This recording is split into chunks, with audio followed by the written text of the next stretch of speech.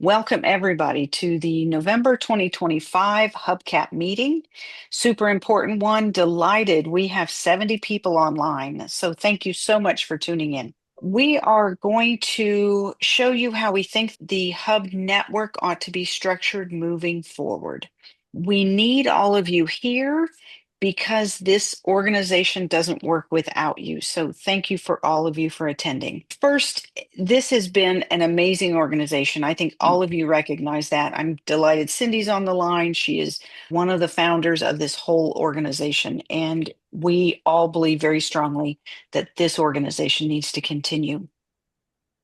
We did bring in a speaker.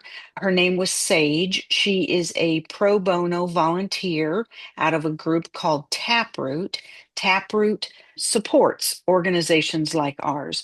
We pulled in this person to help us figure out how to move forward because we're really stymied by the fact that most of the decisions and most of the structure behind the hubs depends on Cindy and I, and there's not enough of us. We can't do more. We are tapped out, and so because it's just dependent on two people, the organization can't move forward without multiplying us. We did talk earlier in the year with Sage. We did it on a big Zoom meeting.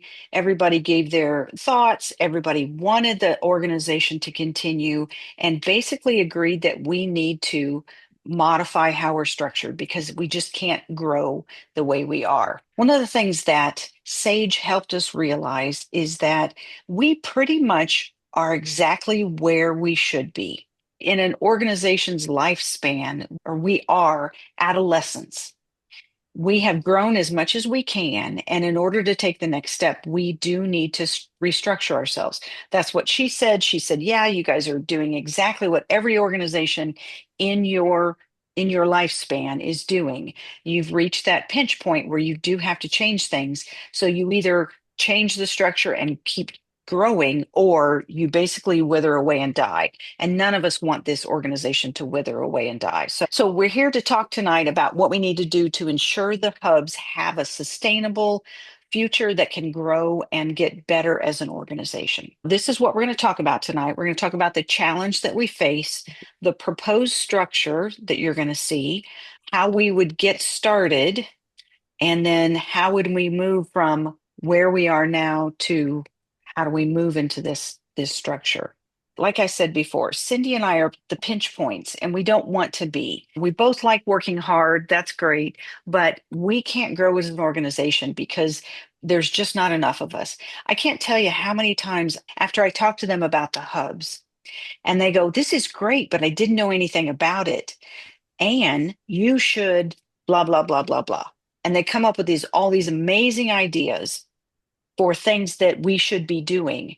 And I just kind of shake my head internally and go, I can't devote any more time to this. Cindy really wants to step back from the hub. She's been doing this for a very long time, wants to have more of a life outside of running the hubs kind of full Mm. time. The other difficulty with the way we're structured, not only is it very challenging for Cindy and I, but we're not developing leadership. There's no one else in the wings to take our places. That we can't hand this off to anyone because nobody kind of sits next to us and sees what we do. So that's one of the challenges is we're not building our leadership. Our another one is our decision making is very informal. Like I think it's safe to say that kind of nobody knows how the sausage is made. There's no governance model. Nobody really understands how we're doing this. The pinch point, again, Cindy and I, is because we're scrambling to get the day-to-day basics done to keep the hubs running, we don't have time or energy to devote to anything like strategic planning, like fundraising, like setting goals, like developing volunteers, developing leadership. There's just not enough hours in the day for us to be doing that as well. And then the last thing, and I think this is true, I certainly believe this, the fact that we do not have a formal structure, that we don't have a group of folks that are doing, that we don't have a group that's doing fundraising. We don't have an IT group beyond like Matt. We don't have a development team. We don't, there's a lot of things we could be doing that we don't have. And because of that, I think we look fairly new to other organizations. We just don't look like a very professional organization when it's two people running it. A larger leadership body would allow us to do more and allow us to just meet some of our challenges. The person at Taproot, she came in and talked to us. Again, we are exactly where we should be. She could have predicted what we were going to say as soon as we started talking, just because this is how organizations grow. They have a lifespan. We basically are in the adolescent phase. Her advice to us was, in order to achieve our aspirations, we need to organize differently. And her suggestion was put together a thought group. A thought group is just a group of people who have a little bit of that strategic planning mindset, and get them in a room a couple times and get them to be thinking about how should we be structured. So that's what we've done. And the thought group is on the screen there. Anne, Gabrielle, Linda, Mark, Margaret Sanders, who some of you probably know, she's in the Eastlake area. And then Deb Whitmer has been floating in and out of the hubs for a very, very long time. Familiar with the hubs, not ever been a member of the hubs. The team was really well balanced as far as strategic thinkers, a lot of design thinking. Most of us have been in organizations outside of the hub network. A lot of us have 501c3 experience. So just pulled in a lot of expertise when we sat down to do this. We spent 4 months working on the proposal that we are really excited to share with you tonight. This is what we did. First of all, we looked at how are we structured now. We did a deep dive with Cindy. Where do you spend your time? What are the tasks that you do in order to keep the wheels on this large organization? I did the same thing, kind of wrote all this stuff down. We reviewed the history of the hubs. We looked at the challenges facing the hubs. And then again, we inventoried the work that Cindy and I have done. We looked at how other groups are organized, nonprofits and the for-profit organizations. It took us a minute, but we got to a structure that we all are pretty darn happy with. And then we started thinking about, how do we transition? How do we get from where we are to where we want to be in this new structure? I want to say that we heard you loud and clear. And what we heard was, don't muck too much with how we're structured as individual hubs. Let me reassure you, nothing we're talking about tonight changes how you run your own hub. That structure, however you're doing it, whether you meet once every 3 months or once a month, or you do all your meetings on Zoom, or how many canopies you put up, or any of that other kind of stuff, that is your domain to rule however you want. We're not going down into that level. We're only talking about the structure that supports the hubs. The most important thing of this whole organization is the fact that you guys are willing to stand up after a disaster. So how can the structure of this organization support you in what you're doing? The other thing is, we really want to pull people into the leadership positions so that you feel very empowered to lead your hubs after a disaster. I think you all know this, but I'm going to say it anyway. If there's an earthquake tomorrow, you're not going to hear from Cindy and I about how to do your jobs. You guys are going to figure this out on your own. That's your job, is to manage your own hub and your own community. So we have to build really facile and smart leaders on the ground, because that's our mission, is to stand up very independently and do the job we're supposed to do. So we are going to talk a lot about these hub network teams. You're going to hear the word teams quite a bit tonight, and they're going to do the bulk of the work for the organization. And I'm going to pass this over to Gabrielle. So hi, everyone. In the proposed structure that we have, the organization starts with the hubs, as Ann said, but we add 6 new network level teams, and network means the hub network level. You'll see we put a strong emphasis on teams, since it's critical that we spread the work of the hub network among more people. The other addition is a steering committee to deal with the big picture issues and long-term planning issues that we haven't addressed up till this point in time. Now we're going to go through some slides that describe our proposed structure in more detail. The hubs provide the foundation for all that we do, and they are not changed for this proposal.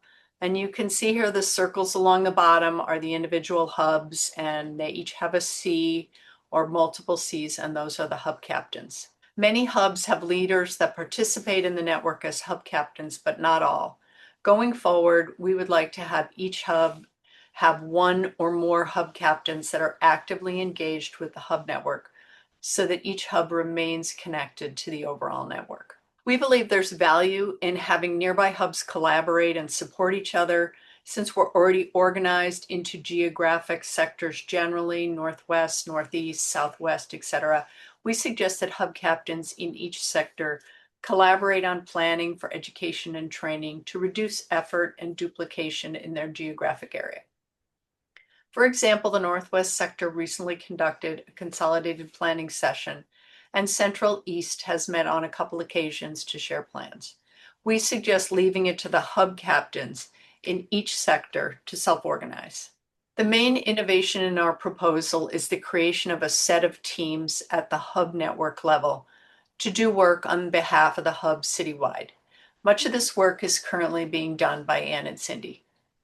By creating teams, we're creating more capacity and the opportunity to develop new leaders.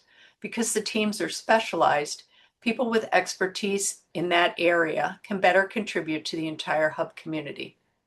We'll discuss the teams in more detail, but for now they are emerging hubs, which will support new hubs as they organize and join the network. Hub support, which will support existing hubs, such as this hub captains meeting. External relations, which will connect to other groups in the city. Communications, development fundraising, and finance and admin, which will include information technology. The network team members will be volunteers from the hub community who wish to take on a role with a citywide scope. They will be hub captains or hub volunteers.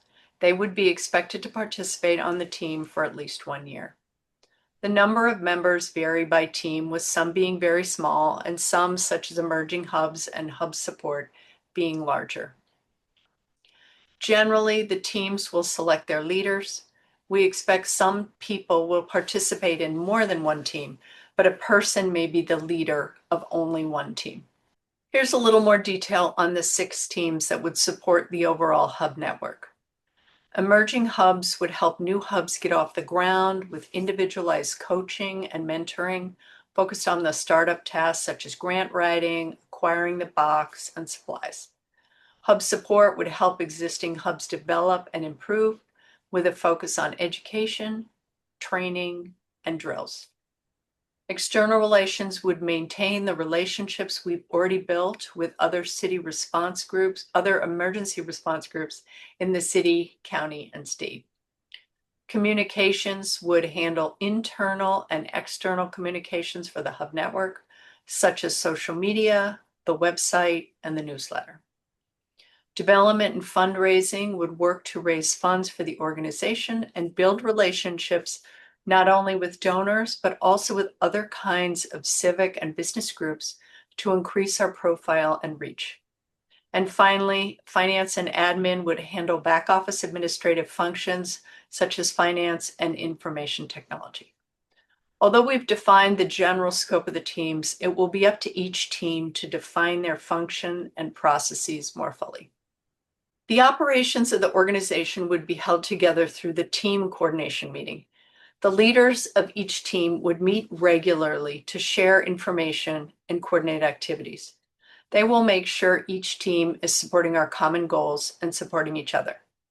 For example, if the hub support team decided to plan a citywide drill, they would reach out to enlist the help of the communications team, the finance team, and the external relations team to support that and to support them in doing that. As you can see, the team leaders will be doing a lot of the heavy lifting of the organization.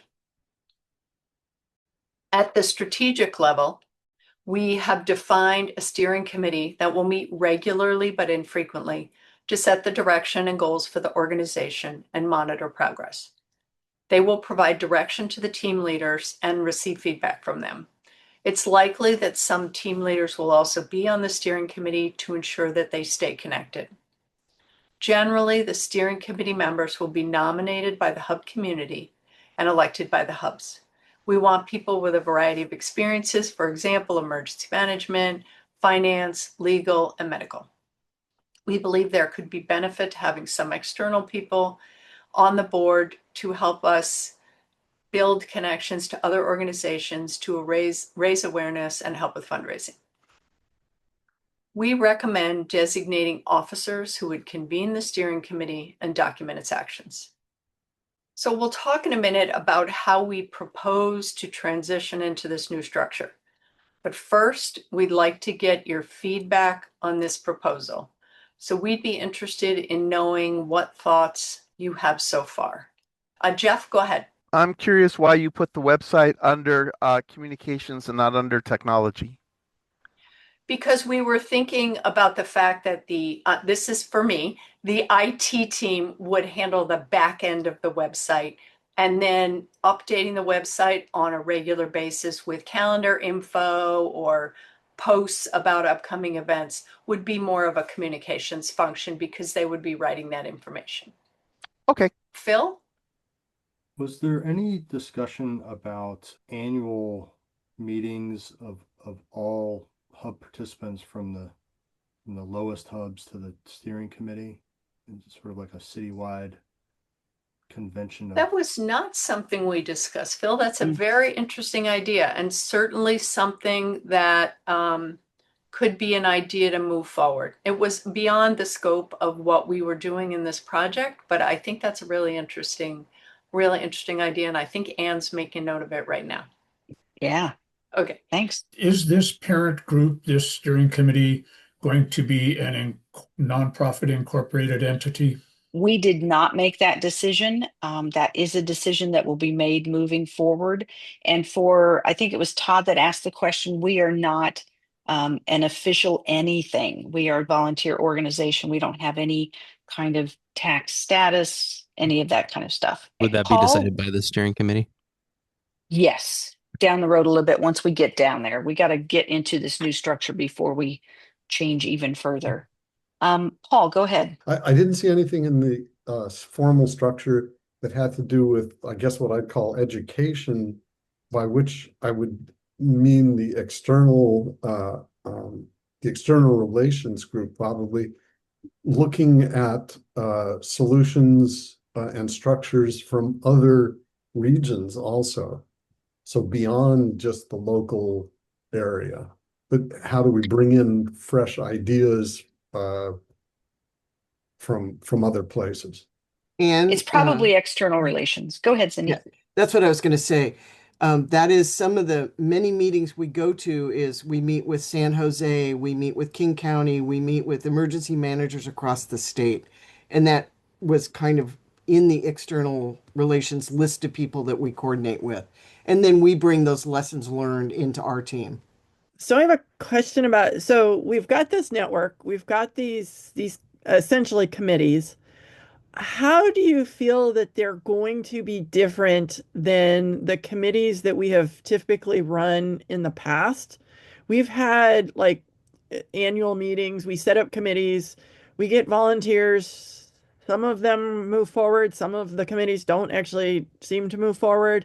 How is this setup going to be different than that where we've had committees and we get sort of hit and miss on how much they are active and fulfill their mission?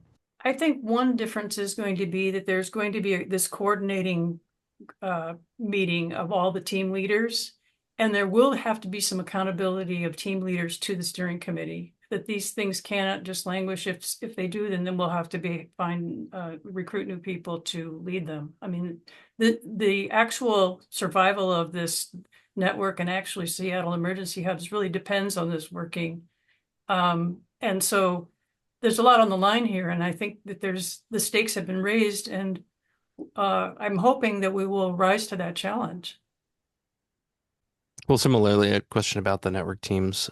So I think you said each person can only lead one team, right? That's Yes. the role. So yeah, communications between the teams is something that I'm thinking about.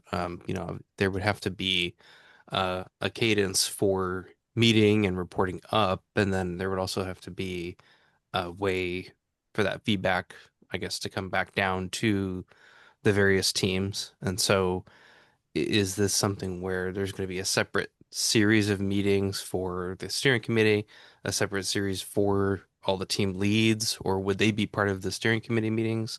I'm curious how that would work out, and if somebody had, questions or feedback for someone on another team, would there be opportunities outside of like an annual thing to get those issues across? And those are really excellent questions, and those are things that will have to be worked out. I think that our charge was to try to do some short-term planning that would get us from where we are now to a place, give us a toehold in something that be a little more solid than that we could work out than the details. So those are all really valid things that have to be worked out. But also we were thinking that the chair of each team, the head of each team, however you call it, the team lead, that person, when they went up to the team, or I think we're calling it the team coordinating meeting, that would be a place where the leads would share information and then take it back to their groups. So they would be the people that would be both sharing about their group to the broader group and then taking that information back at the same time. So we thought that was an important aspect of that as well. But how formally that will work out, as Linda said, that will have to come in the future. Susanna put a really good question in the chat. How will the new structure be evaluated and modified when necessary? I think some of that is going to have to come over time. We don't really know how this is going to work out. And we're not going to be doing a formal evaluation unless somebody wants to get us a grant to hire us an evaluator. But I think that we will know if things are moving forward from where we are now and where we have been. And we have been for the last many years kind of on an upward curve. Things are growing and getting bigger and better. And if we're not still on that curve, then we'll have to stop and reevaluate where we are. Hopefully that would come down to the steering committee, Right. that they would have enough understanding of where we were. We're moving on to part 3. So obviously this is a pretty significant change. So we've spent some time thinking about how we're going to get there. It's going to be a process to move to this new structure, and it's going to kind of happen in stages. So we're suggesting we first start by the creation of what we call a transition team. It works for presidential administrations, so we think it could work for us as we move into this new structure. So the transition team will be a temporary group, and their purpose is to identify and recruit volunteers to be the first wave of candidates filling the roles laid out in the structure that you've seen, specifically the steering committee and the team leader positions. The transition team will suggest a slate of candidates to the hub captains for their confirmation. In the future, positions would be filled through individual votes, but we feel that that would be a bit unwieldy to start because we'll be filling many roles, up to like 13 of them. So the transition team will then begin to do their work, and they'll define the process of applying for roles, reviewing qualifications, and selecting candidates. And if we have insufficient volunteers for the various roles, the transition team will begin to actively recruit for them. And they'll also perform the role of the steering committee until it's in place, if there's any major decisions that need to be made. So again, the transition team is temporary, and it will disband as soon as the permanent positions are approved and a handoff is performed to the new team members. So this is the process that we envision. We will start with a survey of the hub community to gauge interest in participating on one or more of the hub teams, including the transition team and the steering committee. And Linda's going to describe that survey in a minute. And so from that survey, the existing thought group team members will identify candidates for the transition team and will recommend that transition team to the hub captains for their approval at the January meeting. And so then the transition team gets to work, and they'll begin identifying and recruiting candidates, and they'll, for the team leader and steering committee positions. And they'll also be using this survey that we're talking about to understand who's interested in the various roles. And from that, they'll create a slate of candidates to bring back to the hub captains for their approval, probably by spring. And then they would begin the process of transitioning the work from Cindy and Ann to the various teams. So now you've seen the structure and the transition approach, and we're seeking your approval to proceed. And so, as we mentioned, we really don't have a formal governance structure. So at this point, we're simply seeking general agreement from the hub captains. So the question we want to pose to you now is, are there any serious concerns that would prevent us from moving forward with the proposed organizational structure? If we get the sense that something is going wrong during the transition process, what do we do about it? That's the steering committee's job to have the overall accountability for the organization. So it would be, I think, raising issues with the steering committee if we think something is going wrong. If it's in the transition process and the steering committee isn't established yet, the transition team is acting in the steering committee role. So it would be raising the issues with the transition team for them to address. Thank you. Carl? My suggestion is that as you start putting this all together and developing your teams and your participants, that anything you do be done in a manner that would permit moving into a nonprofit corporation status. In other words, be careful that you don't do something that would interfere with that. I'm not saying you have to do it, but organize in a manner that would allow you to do it. Yeah, and that was part of the rationale for forming a steering committee with kind of named officers, in that could evolve into something more formal with the board for a nonprofit in the future if the steering committee decided that was appropriate. But we did not want to make that decision, and so we're leaving it to the steering committee to make that decision in the future and decide how to go forward. I wonder if, in a lot of ways, the need to move to this type of structure comes from a general sense from the dispersed membership of feeling like there needs to be some kind of authority, there needs to be some kind of ratification, there needs to be some kind of historical and authoritative blessing of actions and movements and initiatives. And I think in a lot of ways, it's a real opportunity for all of us to sort of take a step up and join in making sure that we're sort of united in purpose here. It is, I think, really kind of wide open in terms of where things go from here. I mean, I think the only real rule that's been laid down is that the hubs themselves will remain sacrosanct. But everything from there is really going to require people coming together and working together and taking on that responsibility at that steering level and those network levels. So I mean, I think it's really exciting. I don't see any real problems except to say that this is only really describing the first step, right? Like the path is long and wide from here. Yeah, you're absolutely correct. And I think the thought group was very cognizant of that when we were working, because what was our scope, and we felt that we could only take the first step, and then we needed to bring it back to the hub captains and then initiate the process that would be then taken forward from there. You're absolutely right. Getting the transition team in place and filling these roles for the first time is just the start. And those teams and the steering committee then have a bunch of hard work to do to launch the new organization. I don't have a question, but I want to say that I'm very excited about this. This sounds wonderful. There have been cases where I have, I've had an idea and I just would have loved to share it and didn't know where to go. So I think this has a great opportunity. If I'm having touch points where this is an external relations thing, I can send it to this person. So I love that. That's my favorite thing about this idea, because I have had things. We streamlined our our volunteer half sheet. And I was like, oh, I really like this. This is great.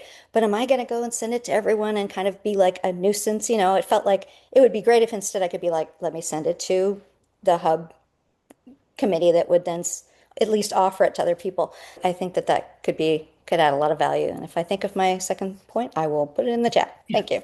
Agreed. I mean, there's a lot we can do with this, and if we get participation from people willing to step up and take on roles, there's just so much more we can do. So yeah, it's a pretty exciting opportunity. Now we'll move on to Linda. I know that there's going to be many different ways for you to take part in this new building up of the network level. And I know some of you have been wanting to contribute at that level for quite a while. So please consider whether you'd like to join a team. And even if you don't want to, please identify volunteers you think might be great for these new teams and encourage those people to come forward. So to help you understand which role you might be right for you or your volunteers, here's the kind of experience that would be useful for each role. So people on the transition team will need to thoroughly understand the hubs and the hub network. And the transition team will also need people with experience in recruiting and hiring because they will be launching the other new teams. And as Mark said, the transition team is expected to be temporary. It's going to complete its work in, we think, in less than 6 months. The steering committee will need people with broad experience, such as strategic planning, goal setting, and management. And obviously, each steering committee member will also bring their own unique background and skills. And as I think Gabrielle said, they might come from emergency management or finance, law, or medicine, maybe other fields.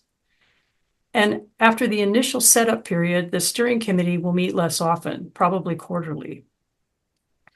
The leaders of those 6 network teams we've been talking about will work together to perform many of the operations of the hub network.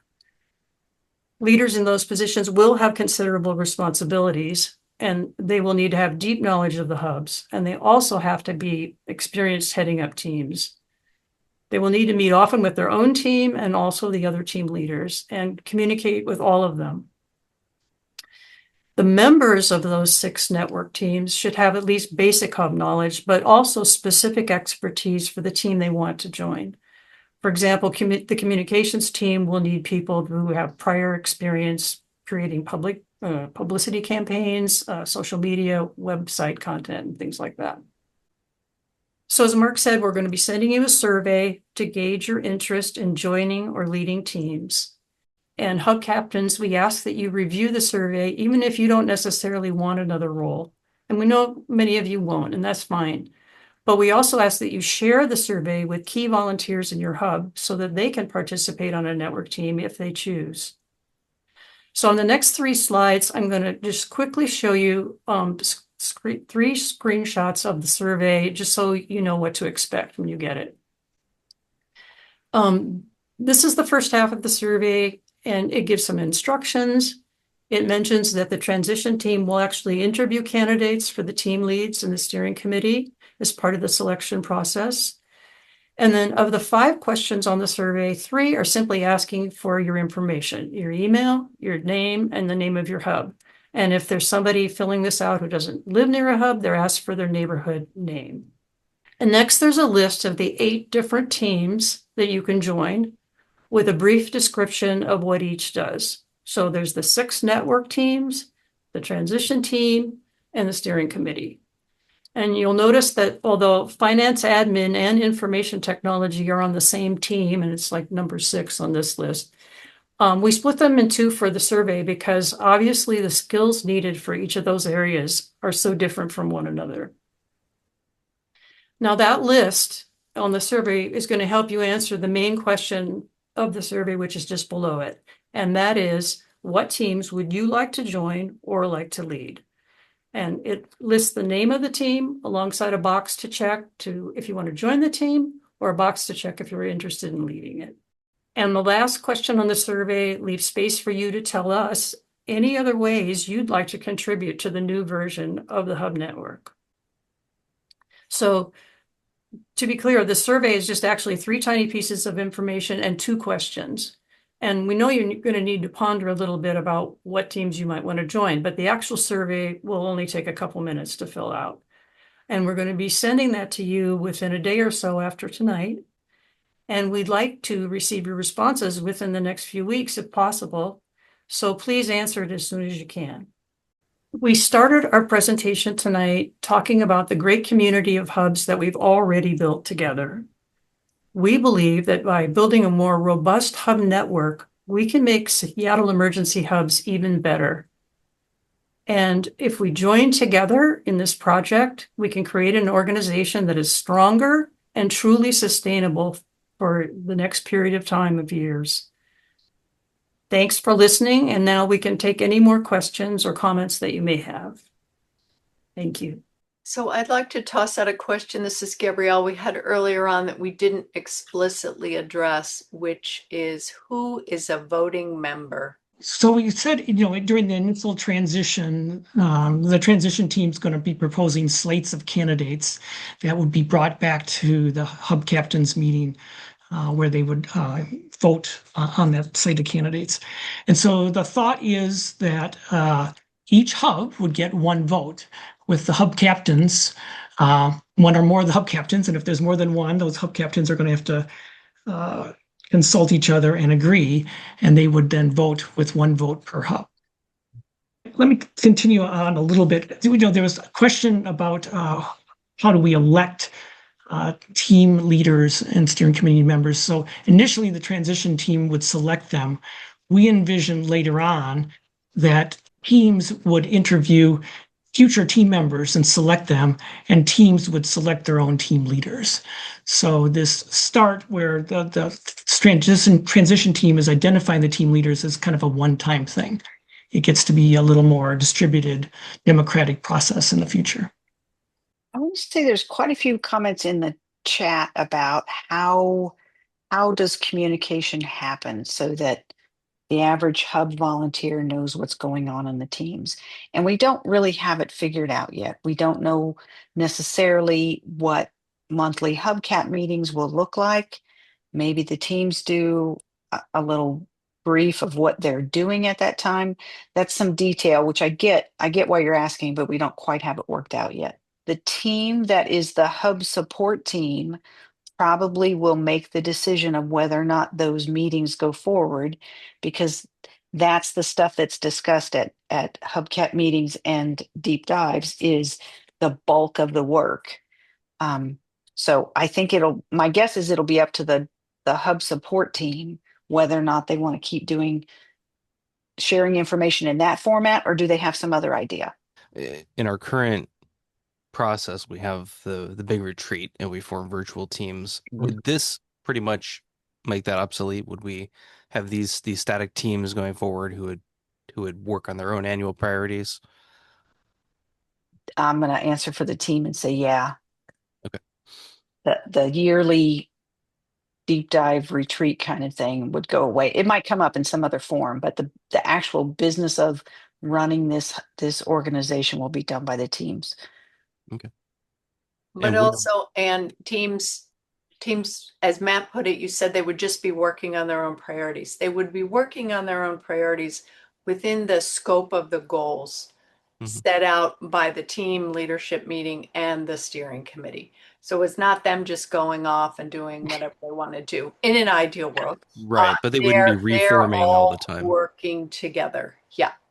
Yeah, and not reforming. Yeah. Naturally thinking about the IT support role, but curious, since it's going to be formalized more as a team, is that something that we would perhaps, I mean, not just that role, but is that something we would look at expanding to support more hubs instead of just the core network? So sort of these admin and support roles, would we be providing services to a larger number of people? One of the goals of the network teams is to create efficiency by taking on common tasks that all hubs need to do. We don't want a bunch of duplications where there's 70 hubs doing the same thing. So teams may identify that there are functions that the hub network team can do more efficiently rather than require every hub to do it individually. I don't know what those are. This might be one, but it's certainly something we would want the hub network teams to think about.